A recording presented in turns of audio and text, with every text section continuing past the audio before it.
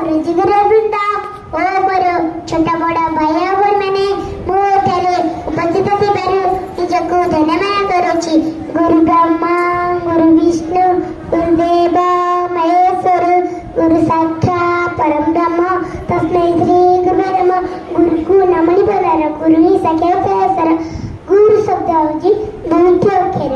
ଗୁରୁ ଅର୍ଥ ଅନ୍ଧକାର, ରୁର ଅର୍ଥ ଜ୍ଞାନ।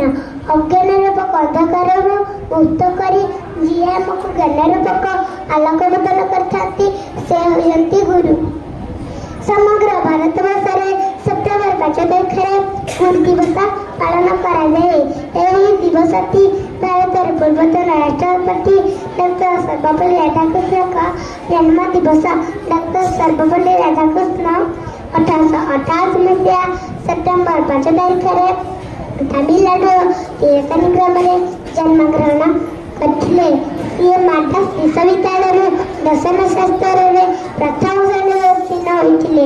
ପ୍ରତ୍ୟେକ ଗୁରୁ ଆମମାନଙ୍କ ଭବିଷ୍ୟତକୁ ଉଜ୍ଜ୍ୱଳ କରି ଗଢ଼ି ତୋଳିବାରେ କର୍ତ୍ତବ୍ୟ କରିଥାନ୍ତି ଓ ଆମକୁ ଭଲ ମଣିଷ କରିବାରେ ସାହାଯ୍ୟ କରନ୍ତି। ଏତିକି କହିବାର ବ୍ୟକ୍ତ ବିଶେଷ ହେଉଛି ଜୟ ହିନ୍ଦ, ଭାରତ ମାତା କି ଜୟ।